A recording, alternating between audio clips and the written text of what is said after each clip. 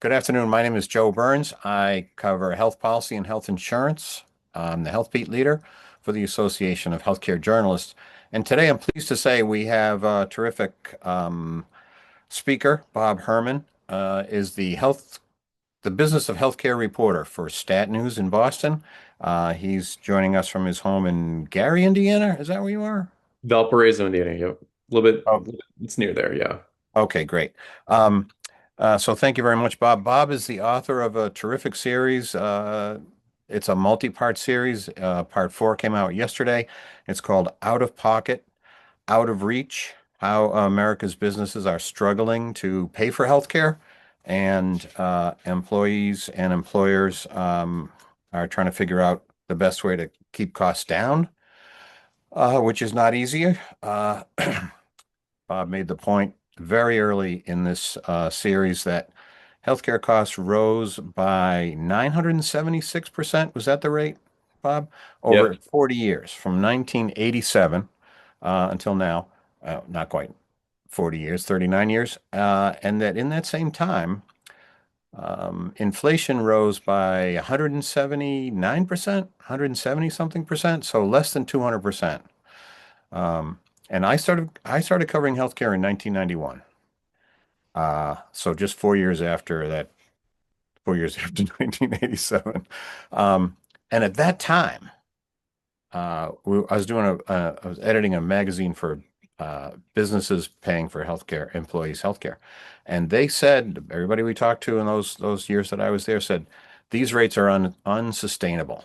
And we know that that's the case today, and it has been since then. So I think it's a terrific series.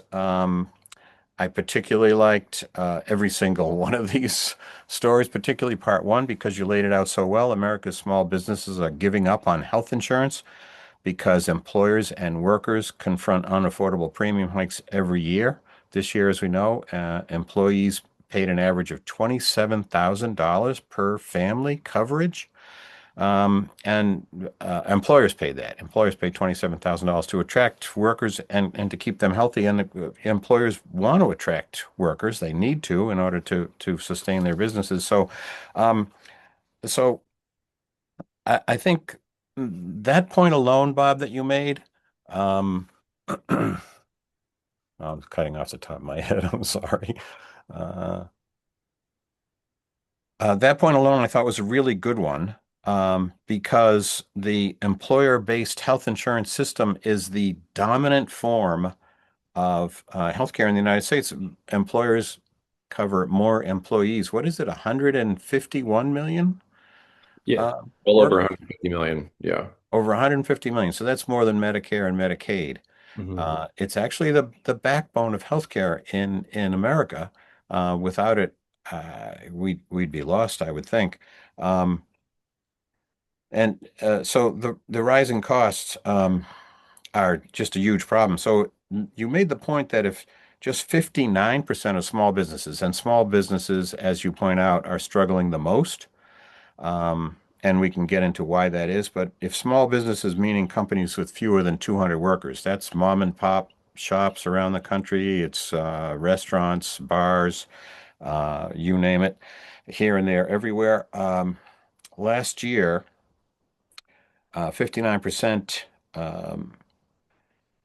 were cutting back on the insurance that they were offering. Does that mean that those small businesses are kind of like the canary in the coal mine? That if small businesses are forced to do it and they have the fewest resources, does that mean mid-sized companies are next, or what do you think? I'm asking you to predict the future, but that's always difficult.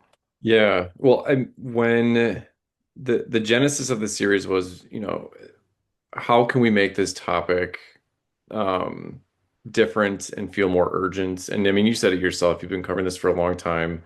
The notion that employer-sponsored health insurance is expensive is not new, but going into this up like into 2026, we saw the headlines that said, hey, employer increases are double digits across the board. So I wanted to really find like what is the new twist on this that is like really hurting people. And over again, I was struck by small businesses that were getting particularly pummeled. And that data point that you pointed out, it kind of just slapped me on the face. It said, hey, 59% of businesses with 200 or fewer employees, so not the legal definition of a small business, but for all intents and purposes, it's a pretty small business. Mm. 59% are offering health insurance. It was the lowest that has ever been recorded by KFF, the health policy organization that does this big annual employer benefits survey. And you kind of just saw this trend line down, down, down pretty much since the ACA went into effect. Like employers, especially the smallest ones, were just really kind of giving up. And there's several reasons for that, but it just kind of showed that, like, for every politician loves a small business. They're just routinely praised like they're the backbones of communities. And here they are struggling in the open, and nobody's doing anything about it. And they've reached a point where they're saying we can't do it anymore. And not only is that like a big political dilemma, but it's just a dilemma for like pretty much every regular working American out there if they happen to work in that sector, which is tens of millions of people. So that was the initial take, like, okay, if we're doing this series, we got to hit people in the face with something different. Like, why is this so urgent right now? And it's especially for the small businesses, it's happening right now, and it's affecting it's such a huge part of the economy. It's happening right now, absolutely. The KFF survey that you referenced is going to come out in October. That's their normal date for publishing. I wish it was sooner because we can use it. I'm going to guess that that $27,000 amount that we talked about that employers are giving to employees, to workers with families every year, is going to rise by even more. It's going to I don't know what, but it'll be interesting to see. And an important benchmark. You quoted this guy in that first eh, um, article in the series, Justin Leader. He just had just a great quote. He said, "It's become too health insurance and the cost. It's become too complex, too frustrating, too expensive. It's completely robbed most employees from being able to save for retirement, let alone make ends meet." That's Justin Leader, an independent health benefits consultant. Mhm. And, if you talk to people who have been employed and are retiring or getting ready to retire, that's exactly what they say. It's impossible to make ends meet. It's impossible to save for retirement. Families across the nation are struggling. And I thought that was a really strong point that you made. Did you talk to others who said similar things like that? Yeah, the way Justin phrased it had like it really left an imprint on me. So I was like, I gotta file away that quote because I knew it was very strong. But yeah, I think, a lot of people made similar sentiments being, I think especially we're in the middle of this quote unquote affordability crisis, right? Where Hmm. gas seems very expensive, going to get groceries seems very expensive. Um, if you look at like your day-to-day stuff, it's like, man, it feels harder to get by week to week. And the struggle with covering health insurance is making that tie explicit. Like, yeah, it seems like your paycheck isn't getting you as far and, buying stuff for your house and your mortgage and your rent. And the health insurance is a reason behind it because if you are at a job that offers you health insurance, your employers just keep shoveling more money toward that part of your compensation, and that's money that would otherwise go toward your paycheck to help pay for groceries and everything else. So, like, and then he mentions like Justin mentioned like saving for retirement. That's less money that you can sock away for, when you're older. Um, so that is, it's an important point because, I think when affordability is brought up, it's thought of like these consumer items, but the amount that like is getting put toward our health insurance, our health care, directly affects how much we're able to pay for things in our day-to-day lives. And I thought that quote kind of nicely summarized it up because it's otherwise it just feels like this amorphous blob. Like I know we get healthcare and I know it's expensive. Well, no, it's actually eating into your paycheck. Your paycheck feels less because it is, and because it's going to pay for your health insurance coverage. That's a really good point that you make, Bob. And the other thing that happens when health insurance costs rise, employers have to cut back sometimes on the staff that they have, and so they lay people off. And that, we know from Zach Cooper. Zach Cooper's a health economist at Yale who's done research on this, and he showed that that leads to people being unemployed, obviously, if you're laid off, you're unemployed, but it also leads to higher rates of drug and alcohol abuse and suicides, which affects a community and families in a crushing way. And we don't often see that link between high health insurance costs, low wages, lower employment, and higher rates of depression, drug abuse, alcohol abuse, and suicide. And yeah, it's all linked. And I think that's the point. That's the point that you were making. Um, and Yeah. you make that again. Go ahead. Yeah, I mean, and there are like, obviously there's the government safety nets, right? Like Medicaid is supposed to help people of a certain Hmm. income level. Medicare is there for people older than 65 and if you have a disability. Um, but sometimes you don't qualify for Medicaid if you're in a state that didn't expand Medicaid and you're still working, right? You could be working a job that just doesn't offer health insurance at all. Maybe you're working in a restaurant or a hospitality industry and you're just not you're working part-time and you're just not going to get that offer. Like it feels like you're kind of at a loss because you are doing the things that people tell you to do. You are working, but maybe the safety net isn't always fully covering you there. And so your time is being spread thin by working. Your health insurance coverage isn't what you think it could or should be. And then it could just lead to all kinds of other issues from there. You made that point in the second part of the series, which was the for the Georgia entrepreneur, health coverage uh, has never been affordable, and as a um, as a small business person myself before I was on Medicare, I was, paying for health insurance. And yeah, it's really expensive every month. And she made the point that when she saw health costs were going to rise in the one year over the next, she said it was like a tsunami about to hit her business. And so she had to lay people off. And can you talk about that a little bit? It's such a big number that small businesses, and she used a small business as about as small as they come. And that affects people in a big way.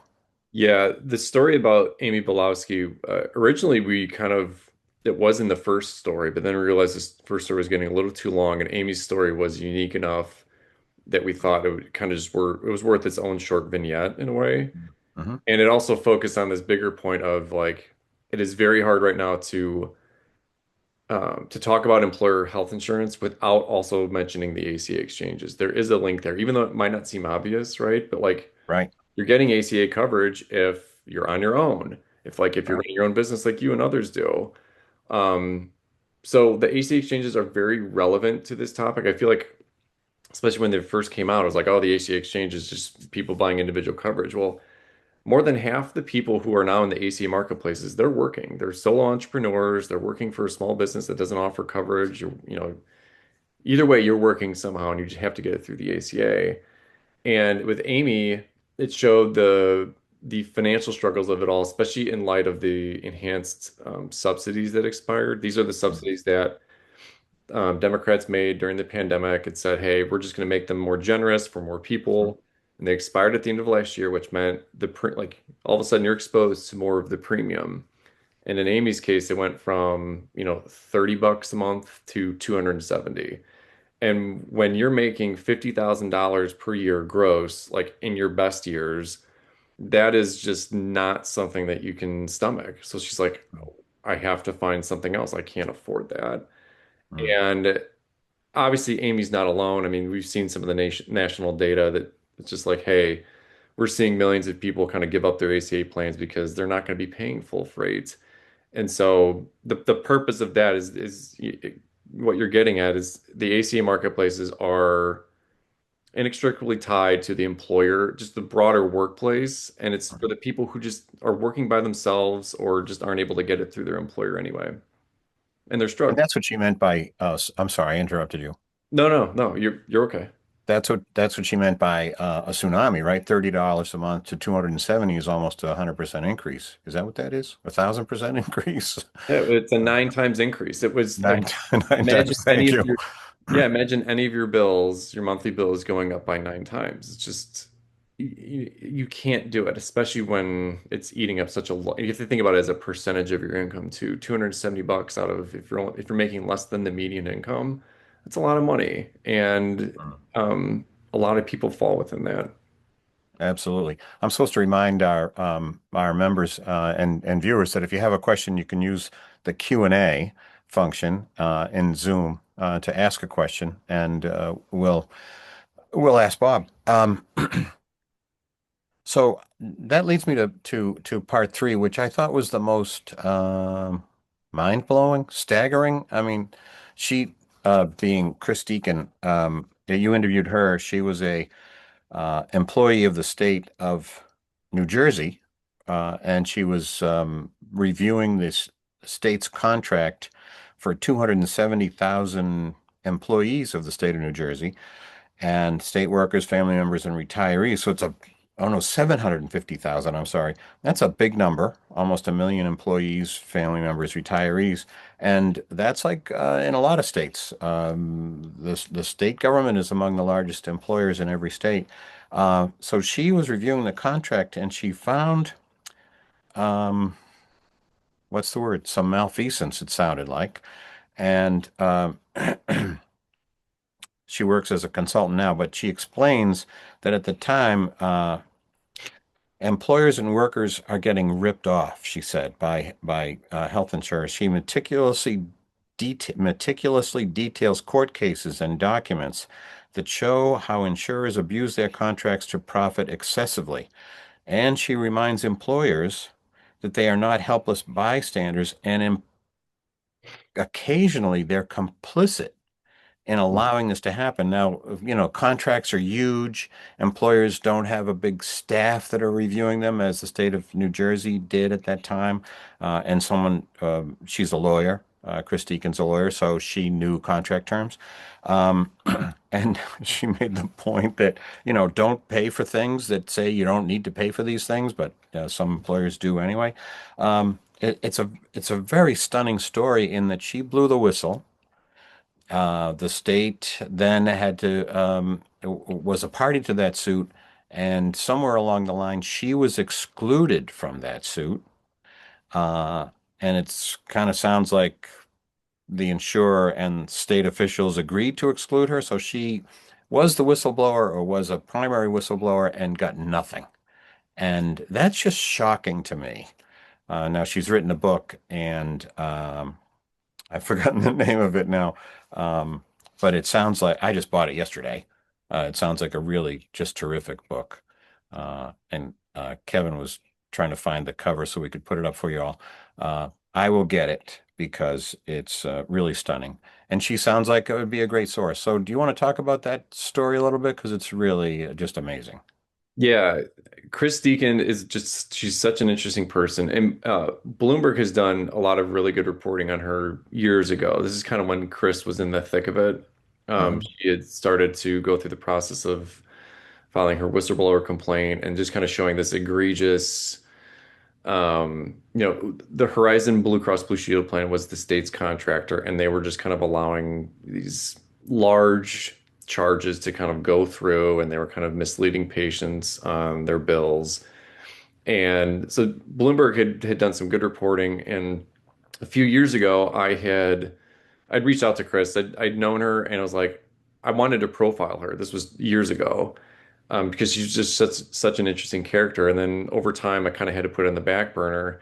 But I knew this case was still going on. And then after this settlement that you kind of referenced came about last November, and then I remember opening up the settlement and scrolling through it, and I remember looking and seeing there was this clause, and it stated that Chris Deacon was, for these purposes, no longer a relator, which is the term for the Right, whistleblower. They basically cut right. her out. And I was like, what the hell happened? Like she was the primary person, like the primary point person in all this. So at that point I knew like it was now time to write about her because this seemed pretty egregious that the state and the state's treasury department decided to completely cut ties with her, and it seemed like just nakedly political and just like vindictive. So yeah, I mean, Chris, she found all this stuff, and she's kind of like the perfect person to not be afraid of calling out stuff, especially in the employer-sponsored insurance realm. And again, that's the whole point of this series is to really focus on what's going on among this source of coverage that is essential for so much of America. And you mentioned, she says that employers are complicit. And by that, she meant like employers do get into these contracts with their health insurers and their third-party administrators who are supposed to advocate for the employer, but they do Hmm. none of the work to make sure that they're actually doing their job. And so you're seeing states like big ones like New Jersey and numerous others across the country are just getting absolutely worked by their insurers, and the TP is not looking out for them. They're paying more than they should. Maybe they're trying to audit claims and they're not. Maybe they're trying to get their own data to start. Employers are trying to get their own data, but they can't because the TPAs don't allow it. So Chris is like, sometimes employers are just, they're not doing what they should be as a fiduciary. And that has a very specific legal definition.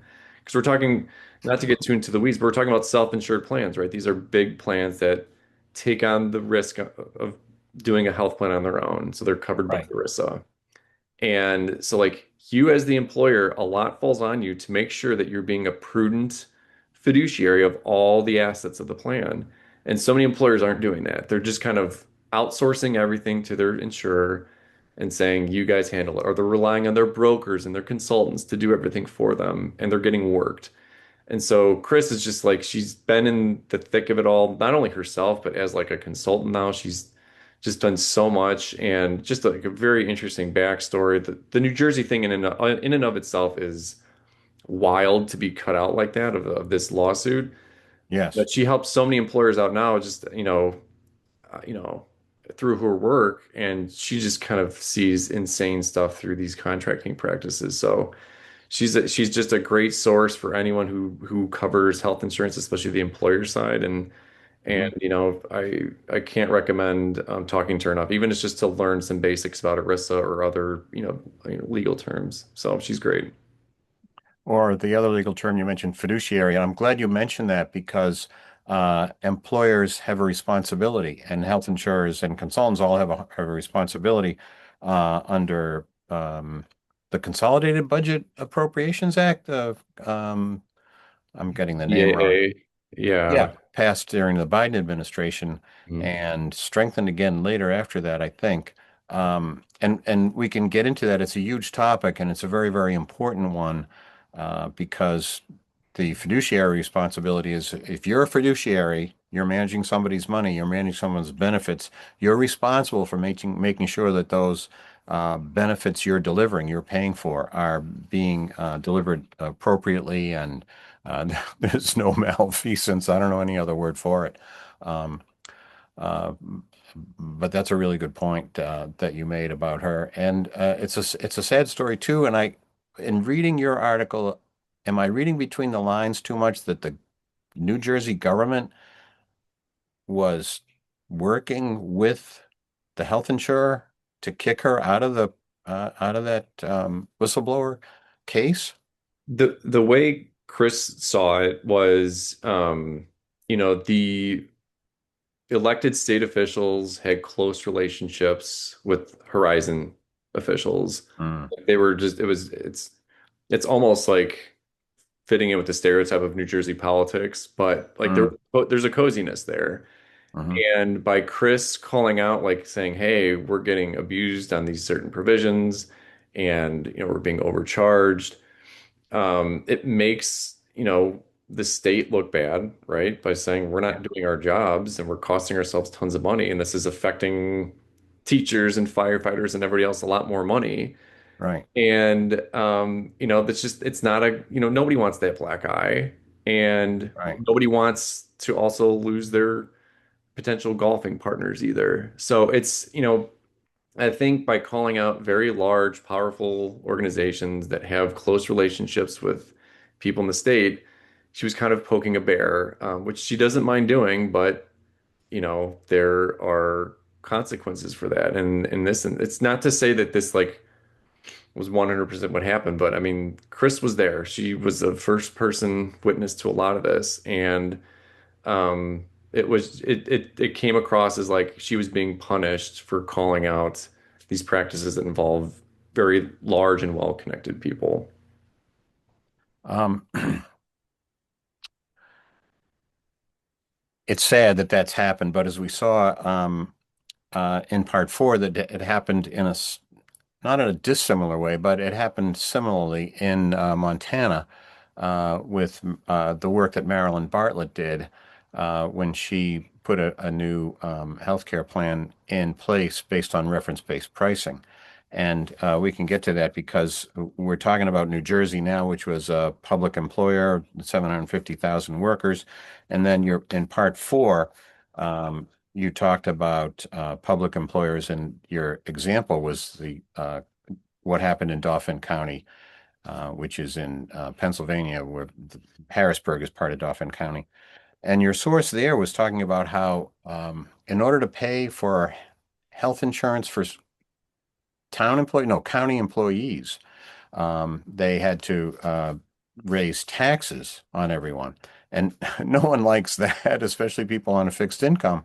And they're all like, well, we don't send our kids to school anymore. And so why do we have to pay taxes? But they had already cut their employee numbers by 19% over the previous number of years.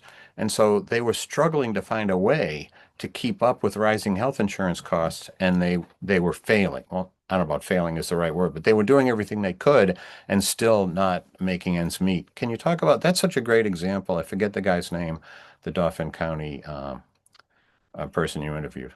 Yeah, Justin Douglas is Thank you. Yeah. one of the county commissioners. And yeah, this story is all about the challenges with public sector employers in particular. Mm, And we can get to the Montana example too, because that does tie into some of the work that Chris had done as well. But mm, when we were going through this series, I made the pitch like we need to focus on public sector employers because there is just a general expectation. If you decide to go work in civil service, like the pay may not be great, but at least the benefits will be hopefully pretty good. mhm. And I think it's pretty clear that that expectation is fraying at best and kind of eroding at worst. And, Dauphin County is one example of this. And Dauphin County, like Justin Douglas, like they are actually they've been trying to reverse, this trend. But the numbers didn't lie. That they like as you mentioned, they cut their staff by 19% over the past 2 decades, and yet their healthcare costs doubled. Their per employee costs tripled. So they Mm, were slimming down, but their healthcare was costing them more, which is just an insane proposition. It's not sustainable either. mm, So Justin was saying, we're working, we found some savings already. We've cut some fat out, but like we can't go and slash benefits for this workforce that has come to expect them. It's a major selling point of working in public service is your benefits will be there for you. And, if a lot of other public sector employers are nervous about these costs, they're gonna like at some point you're gonna have to do one of two things. You're gonna have to raise taxes like what Dauphin County did, which pissed everybody off. yeah. There's some local dynamics there too, right? Where it's like, hey, there hasn't been a property tax increase in 2 decades. Like that also kind of needs to change, and that involves state dynamics. But it's not something that anybody wants to do because everybody hates paying higher taxes. Or you're going to have to cut benefits, or you're going to have to offload more of the costs onto the workers. Like there's just some part of the balloon has to be pushed, and public sector employers are not like private companies where they can just raise the prices of their product or their widget or their service. They have a fixed budget. It is the taxes that come in and they have to work around that. And it makes their position a lot more difficult to work around. And another story within there was in Massachusetts. There's this big group insurance commission. Right. And this past year, they cut GLP-1 coverage specifically for weight loss. If you have diabetes or other conditions, you can still get it. But they had to cut it. They're like, we are staring down the barrel of an 11% increase. We have to do something. And so 22,000 people lost their coverage for, a GLP-1 for obesity. Like that is not some small decision to be made. And it's an erosion of the benefit. It's something that people lost, and other public employers have done the same thing.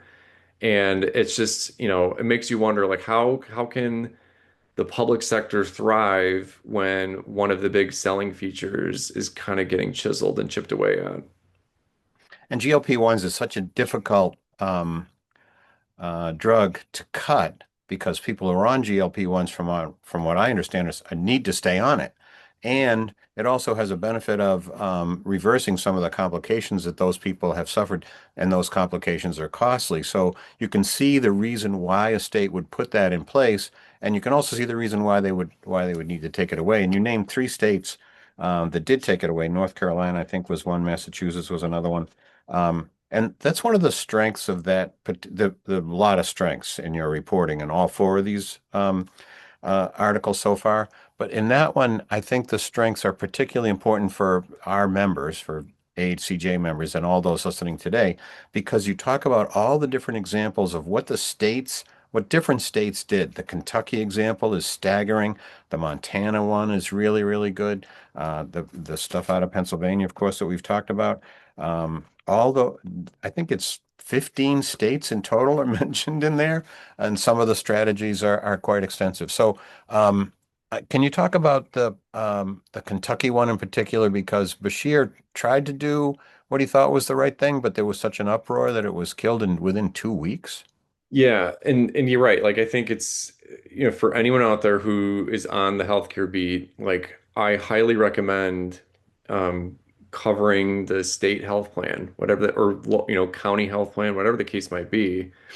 There is, I think, a lot of good data and story ideas in there. Like it kind of shows the particular struggles of any locality. I think it's a ripe area, and I think it should be part of anyone's coverage.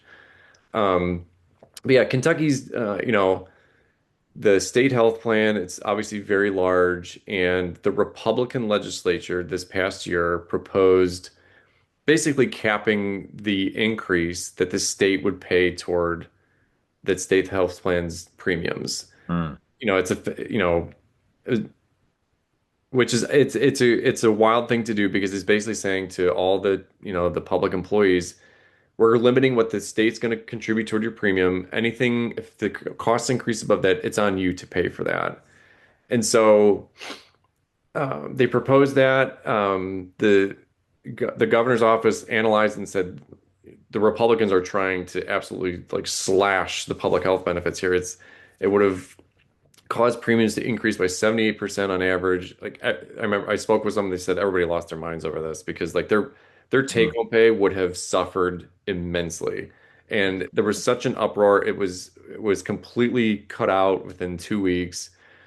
But Kentucky's interesting. This is another part of this is the tax revenue, where Kentucky's a state that has chipped away at its income tax, Hmm. and that means less money for the state health plan, which means more of these tough decisions have to be made. If you have less tax revenue coming in, you can't pay for everything. It's math doesn't allow it.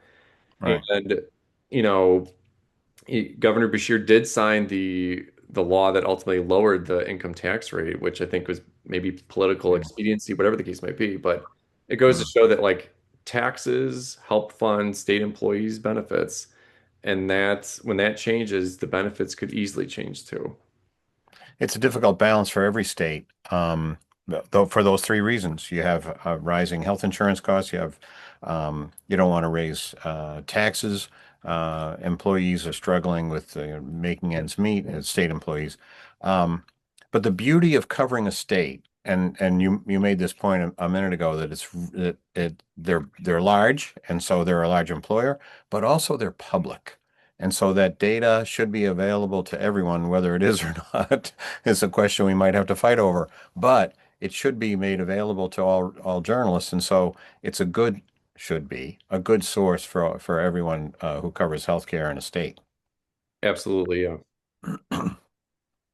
So that's why I think why you included so many states in there. I counted them up at one point, and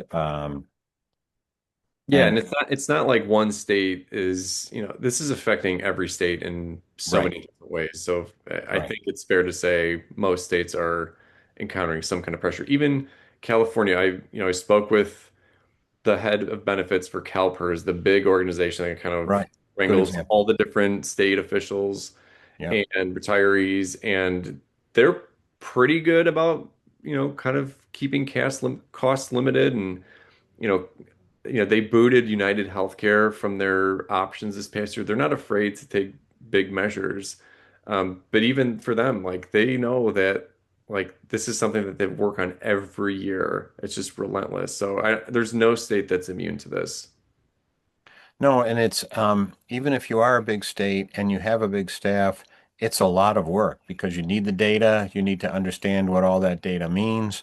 You have to have people who know can review contracts, and CalPERS has a lot of contracts. Every state does with uh, not only health insurers but with PBMs and with other consultants. So, um, uh, and you're asking a lot of states. Um, they don't necessarily have that expertise to call on. Some of them do. They maybe came out of the private sector and can advise states on how to manage their employee benefits budgets. But it's a big ask, and states have really struggled, as you pointed out. Um, so we have a question from Ronnie Lovler. Lovler, am I saying that right? How do rising costs impact older people of Medicare age in particular? Are older people being forced into advantage plans because of costs? Can you talk about that a little bit? Yeah. We're mostly talking about people younger than 65 in these plans, but and this especially is relevant for the public sector employers. Like these are people that stay in their jobs for a long time, and a lot of people feel like they need to stay working for longer just to have, steady income. And so a lot more people older than 65 are staying in their jobs. So employer-sponsored insurance is obviously very relevant for them. Hmm. Um, and then there's also the element of retirees, right? There are a lot of, not a lot, I should say, actually, a declining number of companies and employers offer retiree coverage. It's just not a thing that's too frequent anymore. And in many cases, a lot of those employers are shifting to Medicare Advantage plans. They'll say to their employees, hey, maybe you can have this Medigap plan, or you can get everything all together, soup to nuts, in a Medicare Advantage plan. So that is absolutely a trend. I think if you're of working age and you're shifting into a Medicare plan, you need to understand the trade-offs of everything, including staying on traditional Medicare or shifting to your retiree MA plan. Because with MA, it is your doctors and hospitals might not be a network. Um, it's unclear how much you might have to pay out of pocket. It varies plan to plan. Um, what will happen when you actually get care? Will it go through prior authorization? Will you have to kind of jump through a lot of hurdles? Like clearly and we've reported on Stat and many others have as well, just a lot of issues with Medicare Advantage plans. It's not to say Medigap plans are affordable. A lot of them are very expensive. But for working people who are of Medicare age, um, I think a lot try to stay on their employer plan as long as they can. And then when they Yeah. do switch, that's when the big decisions need to be made. But it's not a guarantee that an MA plan will be offered by the employer, but if it'll always be there in the marketplace. But there are obvious pitfalls with choosing one of them. There are definitely obviously pitfalls, and whenever I get asked that question, what Medicare plan should well, I'm about to enroll in Medicare, what should I do? And I tell people go to Shine, the state health insurance, forget what Shine stands for, State Health Insurance Navigator, I don't know, and SHIP, State Health Insurance Plan Advisor. And it's funded by the government. They're non-partisan advisors.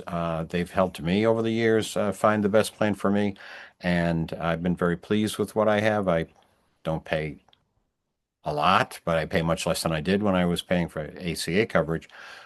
So that's what I would say is, yeah, Medicare Advantage has advantages, but it also has disadvantages. So buyer beware. Yeah, and Ronnie's point, he does say, is it because of cost? Are they being forced? And I do think yes, that like a lot of Medicare Advantage plans might have a $0 premium, right? And that is an Mm. obvious allure to going into there. If I don't have to pay anything extra, why not do it? So, and especially if people are struggling to get by, I do think that is a very strong incentive. And that's a reason why enrollment has gone up so much over the years, is because of this idea that I don't have to pay a whole lot more, if anything, and it includes everything all in one. Right. Yeah, it's very attractive. Another question. This is from Robert Firpo Capiello, I'm sorry. Great conversation. He says, I'm especially interested in what actions, if any, that HR people or benefits leaders can take to push back on insurers. I know they're trying, Robert says. And similarly, what pressure can employees apply to employers? So it's kind of a two-part question there. Yeah. This is one of those situations where, HR and benefits leaders are usually outgunned when it comes to working with their insurance company, their TPA, their pharmacy benefit manager. Like, it is kind of like bringing a knife to a gunfight in some regards, because it's Mhm. like the HR and benefits people have to do all kinds of things. Health insurance is just one part. And obviously, if you're a bigger company, you have people devoted to the health benefits side. But for smaller and mid-sized, it's like, okay, like we have to rely on our consultants. And oftentimes the consultants are very closely aligned with the big carriers and the PBMs, which, I think is a very important thing to be aware of. Like, are they Mhm. truly being independent? And there are plenty of independent brokers out there, but I think a lot of the big firms have shown that they are not always. Um, so I think, it's one of those things where I don't want to say like hire an outside advisor, because I have no affiliation with anybody, but oftentimes when employers and HR people feel like they're getting completely rinsed on their benefits, it's maybe they want to go get their data so they can start analyzing things, their medical claims themselves. They come into obvious challenges with that because sometimes the TPAs won't give them their data. Mm. Maybe they need to sue in court for their data. But oftentimes, maybe it's like it's getting an independent person in there and being like, I need to figure out what's going on, what's wrong. Maybe it could be an ERISA attorney. If you're self-insured, there's a lot of ERISA attorneys out there that Yeah. would help Yeah. employers. So it is a tough thing because a lot of HR people, they don't want to rock the boat either, right? Where it's like, what's the old expression? Nobody ever got fired for hiring IBM. It's the same thing with health insurance. Nobody got fired for hiring one of the BUCAs, which is Blue Cross, United, Cigna, Aetna. Hmm. And, if it's not going to piss anyone off, just go with it. You just Mm. try to eat the cost. But there's just that's not sustainable in the long term. And I think there are plenty of people out there who are willing to dig in and try to find ways for companies to save money. So it's a tough battle. It's a really tough battle. You mentioned ERISA, which is the Employee Retirement Income Security Act of 1986 or 76. It's an older law, but the fiduciary requirement is in there. That was I think, one of the first mentions of fiduciary requirement for employers and for benefits people.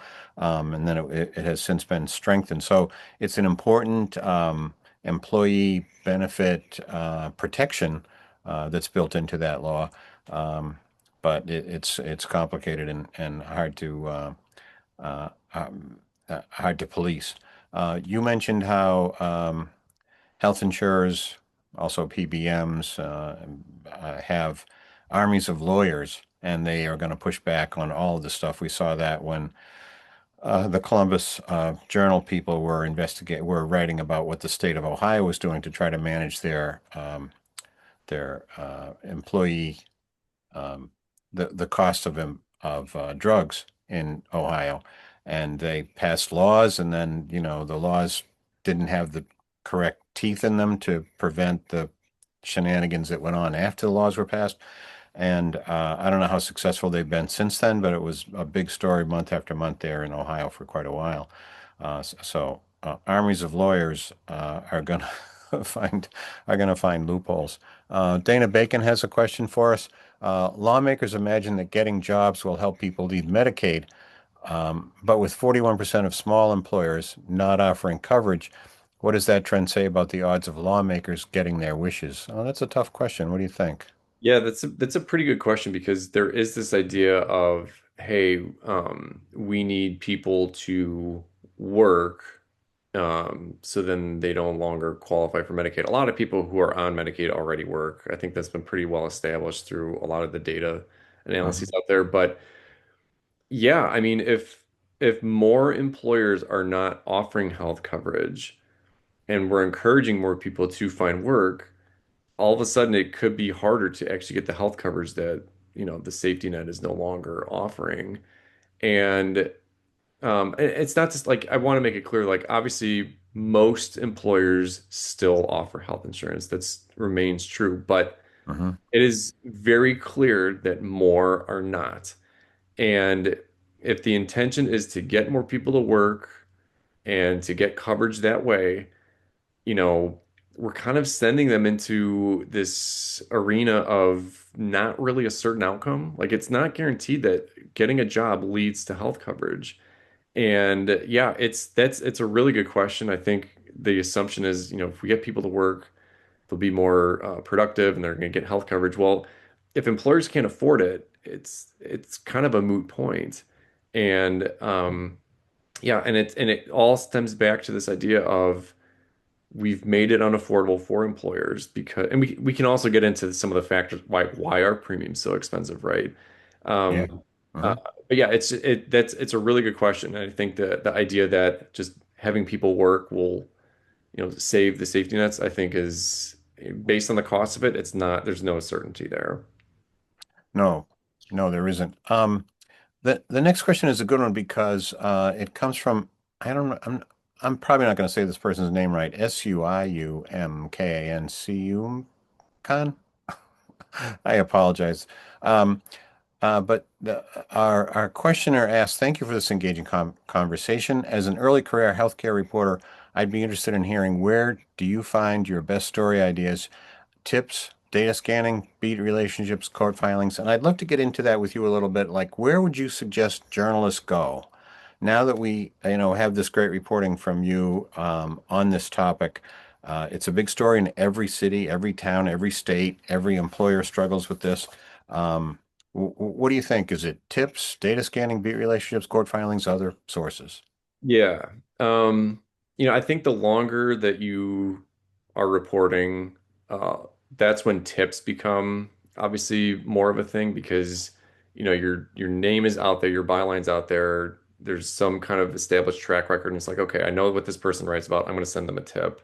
Mm, The tips were for, like when I was younger, I never got any because I was just getting started.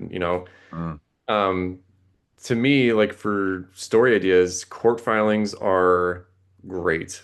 It is yeah. just there's a like if someone is going to take the time to file a lawsuit against another organization or entity or person, Hmm. like there's something there, and it's you can get the court filings.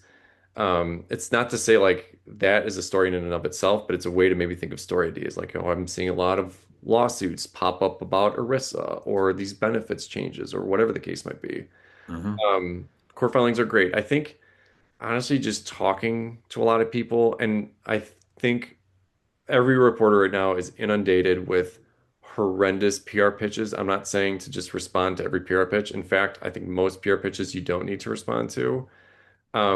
But it's going out there and finding people on your beat who are doing interesting things and just talking to them, learning from them, having them refer you to other people.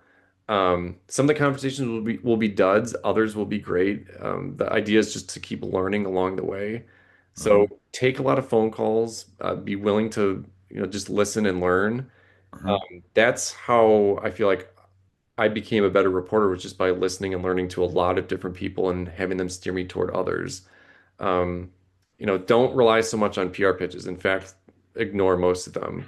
Find the people at companies and elsewhere who are doing interesting things and talk to those people. And it's not to, belittle, the PR industry, but it's kind of gotten out of hand. And I think some companies are just so eager to get their names in media, but And there's some interesting people within that space, but I think sometimes the most interesting people are not always the ones who are paying for publicity. So it just takes a lot of work. LinkedIn's a great resource for that now, I've come to Mhm. find. So Yeah. hopefully that helps a little bit. I think so. I think employers themselves and employer organizations like the National Association for Healthcare Yep. Purchasers, Trade groups is um, another good one. Absolutely. yeah, they just did a report called Pulse of the Purchaser. I interviewed Sean Grimminger on, he's the president and CEO of the National Alliance. Very well spoken, very experienced guy, been in the healthcare space for a long time, understands the issues really well.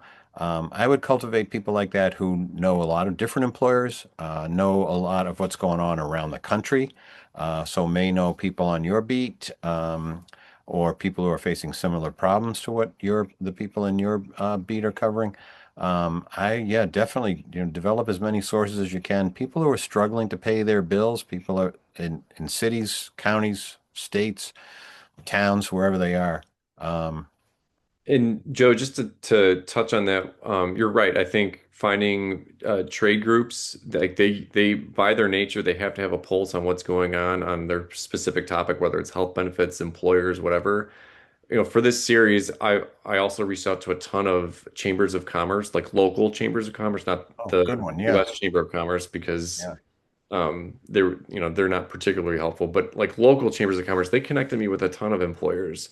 Um, really Yeah, just they would reaching know. out to them and Right. saying, hey, is there any employer that like is voiced any concerns about healthcare costs? And like pretty much every community has one. Mhm. So that's at least for health benefits, that's another route to be taking too. Absolutely. And unions also are fighting this battle for their employees. And they might have clout because they have a large number of employees spread out over a number of states, so their clout is kind of spread. But some employee unions are really quite good, and they're willing to talk because they're fighting the same battles that public employers are fighting. Um, Yeah, that's another good point. Unions are great health policy groups where they're, you think about KFF and there's people at Georgetown and just a slew of people who like their main task every day is to analyze what's going on in healthcare and to synthesize it in a straight-laced way. That's another, I think, great source. Think about journals like Health Affairs, where a lot of the authors are academics or just researchers trying to understand the healthcare system more. Oftentimes, there are great resources there, and people love talking about their own papers. So that's another outlet to consider too. That's a really good point about Georgetown and about other organizations that are writing about this stuff. They will know people that you can talk to. There's a lot of organizations in Washington, for example, that like Georgetown, the Center for Health Insurance Reform. Um, so I want to just highlight the series again, Bob, and um, I know from personal experience that having a stat subscription is really valuable as a journalist because you guys are doing great work and it helps me in my job. It helps me keep up with what's going on. Um, uh, it can be pricey, but I also know that that when I reach out to the subscription people there, they're always like, "Well, I think we can," and they've helped me. So it's it's expensive but worth it, I guess that's what I would say. I subscribe to the Wall Street Journal too, which is also expensive, but newspapers like that, the New York Times, the Washington Post, the Wall Street Journal, Bloomberg, which you mentioned earlier. People are doing good work all over the country. Journalists are, and if you follow them, especially especially the ones at Stat, some of those people I know, like you, Bob, and others, are doing just great work, and they're covering the work that we're doing. So um, Yeah. that that money's well worth it, I say. Yeah, I know. I mean, I get subscription fatigue is a real thing. I mean, I'm biased. I think a I mean, I'll put this in context. Before I came to Stat, I bought my own Stat subscription because there was just too much reporting that I needed to read. And yeah, I mean, so get a lot of subscriptions. It's expensive. There's no doubt about it. But I mean, it's when it's reader funded, I think that's especially more gratifying is when someone says, I subscribe because I think you're doing valuable work. So like I think that's the most sustainable way to kind of keep journalism going forward. So thank you for subscribing and hopefully others do too. But yeah, I get the subscription fatigue. It's a real thing. It's a real thing. And like people like ProPublica, they're doing great health journalism work. The Guardian is doing great health journalism work, and you can pay what you want to pay for both of those places. And there are others too. A lot of independent journalists have started sites all over the country, and for some of them, you have to pay a little, or you have to pay what you can, and that seems very, very fair to me. Because, like you say, if you added up everything you pay for a subscription between newspapers and magazines, um, and TV, you'd see that it's kind of a budget killer. But almost all of it is well worth it. So, and I think the work that you're doing up there with all of your stat colleagues is really just terrific stuff. Yeah. Well, thanks, Joe. Yeah, the stat team is great, and yeah, there will be more on this series too. We're going to be putting out stories pretty much throughout the year, the rest of this year. So, I mean, employer benefits are just too, especially like in the midst of the midterms, it's too important for too many people to not, kind of continue reporting on this. So, I agree 100%, Bob. Thank you very much. How many uh, entries in this series do you think you'll do? Six, eight? I think there will be at least 7 or 8 would be my Uh-huh. guess. We're through 4 right now, so Uh-huh. I would say we're probably around the halfway point. I mean, there's so many other ideas that we could venture down to, and maybe those can carry over into next year, but there's so much ground to cover. So Yeah. Well, thank you very much. I appreciate your time today. It's been a pleasure talking to you. I hope that we answered everybody's questions. And this webinar, the recording will be available either later today or tomorrow, depending on how long it takes to get it posted, but people can watch it on demand. So uh, thanks for your time, Bob. thanks, Joe. Appreciate it. Thank you.